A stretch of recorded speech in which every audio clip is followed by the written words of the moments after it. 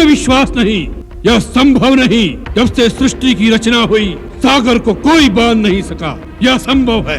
असंभव संभव हो गया महाराज। और वो भी केवल 5 दिन में। उन्होंने सागर पर सेतु बांध दिया है। क्या सागर पर सेतु बांध दिया? রাম মন্দির নালন্দার পর এবার রাম সেতু। ভারত শ্রীলঙ্কার মধ্যে 23 কিমির সি ব্রিজ তৈরির পরিকল্পনা কেন্দ্রের। বিগত 1 দশক ধরে সারা পৃথিবী জুড়ে ভারতীয় সংস্কৃতির পুনর্জাগরণ ঘটছে। বাইরের দেশগুলিতে এখন গুড আফটারনুন, গুড মর্নিং এর বদলে এখন নমস্কার কিংবা নমস্তে বলতে শুরু করেছেন। দুবাইয়ের মতন দেশে ভারতীয় সংস্কৃতির আদলে বড় মন্দির প্রতিষ্ঠিত হচ্ছে। ইসকনের আদলে সারা পৃথিবী জুড়ে ভারতীয় সংস্কৃতির প্রসার এবং প্রচার হচ্ছে। এমনকি মোগলদের ধ্বংস করে দেওয়া রাম মন্দিরকে পুনরায় প্রতিষ্ঠিত করা হয়েছে। এর পাশাপাশি খিলজিদের আমলে ধ্বংস হয়ে যাওয়া নালন্দা বিশ্ববিদ্যালয়কে 885 বছর পুনরায় প্রতিষ্ঠা করা হচ্ছে। এই সবের মাধ্যমে ভারতের পুরাতন গৌরবকে পুনরায় প্রতিষ্ঠিত করা হয়েছে। ইতিমধ্যে অযোধ্যায় বহু প্রতীক্ষিত রাম মন্দিরের উদ্বোধন হয়েছে। পাশাপাশি সম্পন্ন হচ্ছে রামলালার প্রাণ প্রতিষ্ঠাও। এরপর সেই দিন খুব একটা বেশি দূরে নেই, যেদিন সাধারণ মানুষও ভগবান শ্রীরাম ও তার সেনাবাহিনীর মতো সেতুর উপর দিয়ে হেঁটে শ্রীলঙ্কায় যেতে পারবে। মূলত সরকার ভারত ও শ্রীলঙ্কার মধ্যে 23 কিলোমিটার দীর্ঘ সমুদ্র সেতু নির্মাণের পরিকল্পনা চলছে। পুরাতন রাম সেতুকে আধুনিকতার মোড়কে নতুন রূপ দেওয়া হচ্ছে। এজন্য ভারত সরকার ও শ্রীলঙ্কার সরকারের মধ্যে কথা হচ্ছে। ভারত সরকার শীঘ্রই ভারত ও শ্রীলঙ্কার মধ্যে সংযোগকারী সেতু নির্মাণের কাজ শুরু করবে বলে জানা গেছে। তবে এই নির্মাণের পেছনে কারণ নিয়ে রয়েছে নানা মুনির নানা মত।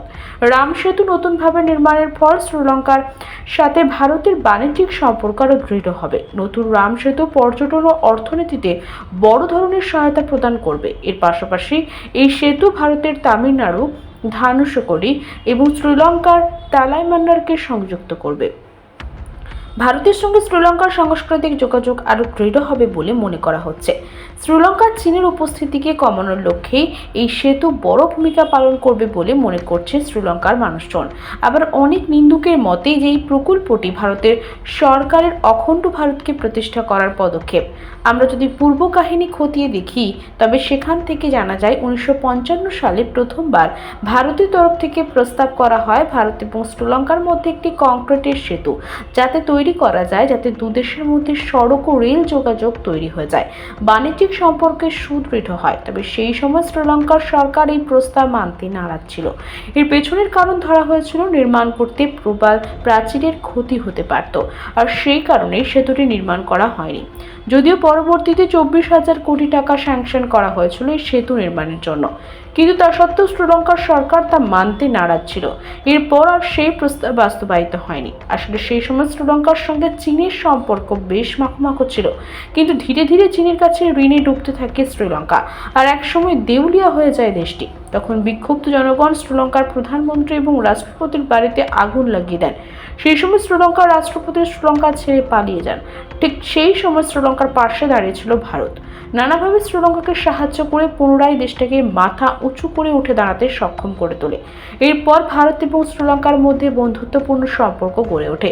2019 সালে নীতিন গডকরি পুনরায় শ্রীলঙ্কার সরকারকে সেতুটি নির্মাণের জন্য পুনরায় প্রস্তাব দেন।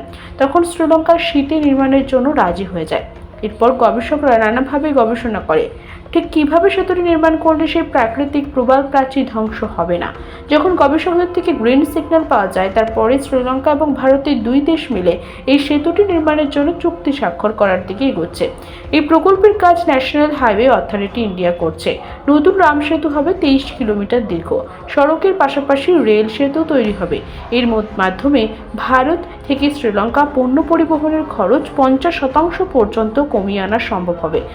ভারত ও শ্রীলঙ্কার মধ্যে সমুদ্রের নিচে 48 কিলোমিটার দীর্ঘ প্রাকৃতিক চুনাপাথরে এক শৃঙ্খলা দেখা যায়।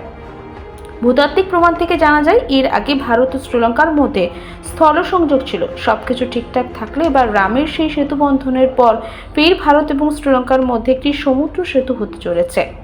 এনএইচএআই আধিকারিকদের কাছ থেকে প্রাপ্ত তথ্য অনুসারে 6 মাস আগে স্বাক্ষরিত অর্থনৈতিক প্রযুক্তিগত সহযোগিতার চুক্তি 40,000 কোটি টাকার এই উন্নয়নের পথ প্রশস্ত করেছে।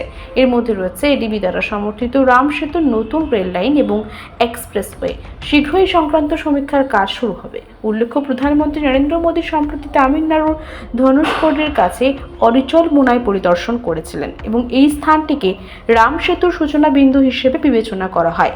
এই সেতুটি নির্মাণের ক্ষেত্রে বিশেষ বিষয় হল, এতদিন ভারতীয়রা শ্রীলঙ্কায় যেত বিমান পথে, শ্রীলঙ্কার মানুষজনও ভারতে আসতো বিমান পথে, যার ভাড়া অনেকটাই হয়, অনেকের পক্ষে তা বহন করা সম্ভবপর হতো না।